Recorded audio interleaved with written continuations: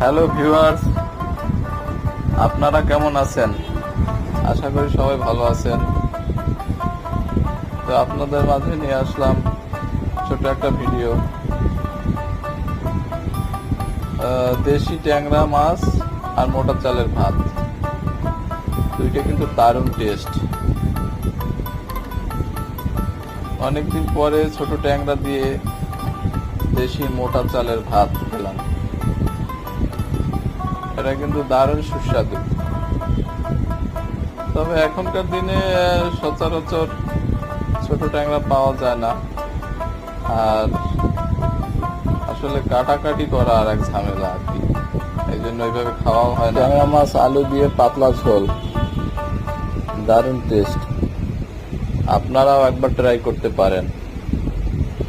ভিডিওটি দেখার জন্য আপনাদের সবাইকে